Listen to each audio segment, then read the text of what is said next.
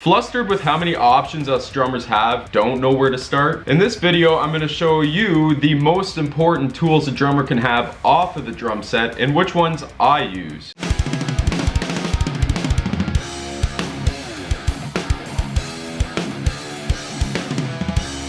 Now there are so many practice pads on the market. What one do I pick? You guys may have heard of this company before, but I want to share with you how it personally changed my drumming behind the drum set. So this one here is the Blue Lightning by ProLogix. Firstly, it has two playing surfaces. The top one here is a lot like a mouse pad. Naturally, you'll get a lot less rebound, and it's got a lot more give than the hard rubber that you're used to seeing on a conventional rubber practice pad. So this is really cool because it helps strengthen your fingers and your wrist because it's got obviously a lot less rebound. So I really like the feature on this practice pad that I use. Now I noticed after playing on this mouse pad like material after a while that I went back to the drum set and I could just fly around the set. Second tool for practicing that I use is a metronome. We all know how boring and robotic it is to play to a metronome, but personally don't have a perfect internal clock. That's saying I don't have perfect timing. So I use this app called Polynome. I'm not trying to sell this thing, but this is a really cool metronome that I feel has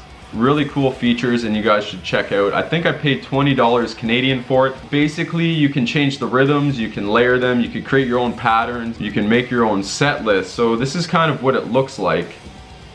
You can change the BPMs, and then it's got like a bunch of little faders down here where you can accent different parts of the beat and the phrase. So that's pretty cool. But yeah, that's called Polynome. The third essential tool for drummers are books and, well, drumming literature. There's so many books on the market, but where do I start? You know, that's like a common thing that a lot of people are asking themselves. Like there's so much information out there. There's the internet and YouTube and all these books that people are trying to shove down your throat. Some literature that I started out with and I still do use. The first book is Stick Control. It's the Bible of all books. If you're just starting out, I would suggest getting this one. It's pretty straightforward. It shows you the sticking, so it shows you to lead with a right, to lead with a left. Now don't take it as for what it is, or don't see it as black and white, because you can use this on your feet too. If you're a metal drummer, you can use the patterns on your feet and do some pretty cool double bass stuff. So yeah, this is called Stick Control. That's book number one.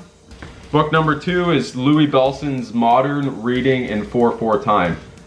So this basically helps with your speed and accuracy and sight reading and playing on the drum set. Louis Bellson, rest his soul, was a great player who also played double bass, one of the first guys, which is pretty cool. This book I've gone through extensively with some old teachers.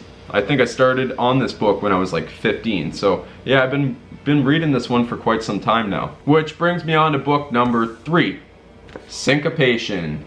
I mean, there's no denying that this book by Ted Reed was and still is one of the greatest to this time. If you guys are looking to learn how to syncopate your notation, or just to simply understand how to read it in context of a 5-bar staff, then by all means check out Ted Reed's book Syncopation. Okay, so those are my like go-to fundamental books. If you're a beginner drummer, that's where I would get you to start. Even some of my more advanced students, I'll get them to read out of that. Say you are an advanced drummer and you want to really get into the drum set and, you know, get behind a bunch of different concepts. I have a few books you guys should check out. There's a couple books here for metal drummers. This first one's by Hannes Grossman. I'm pretty sure that's German, so. But yeah, he played in like Obscura. He played in a bunch of metal bands, but he's awesome. Anyway, this book is called Extreme Metal Drumming. Basically, it's got like double bass techniques, warm-ups, control, blast beats. It's pretty good. It's really good, actually. If you guys aren't familiar with his drumming, check him out on YouTube. He's really sick. Oh, and it also comes with the CD, so if you need to listen to the tracks that he's playing to get a better idea, it will help you out on the CD. Second book, this is like my metal Bible because Derek Roddy's awesome. One Take Derek. If you're not familiar with him, he played in Nile, Hate Eternal. He played in a bunch of bands. So anyway, this is his book. This is called The Evolution of Blast Beats. It's also got a DVD. And he basically breaks down all the different types of blast beats and anything that an extreme metal drummer would need to work on is in this book. So this is a great book to look at. Now this last book might come to you guys as a shock because you do know me for playing blast beats and fast metal stuff, but I'm really digging this guy. His name's Mark Giuliano. And this book is called Exploring Your Creativity on the Drum Set. So basically what he does is he has like 4 or 5 different concepts in here, and one of them being that you treat your drum set as different sound layers and how you layer all your different sounds.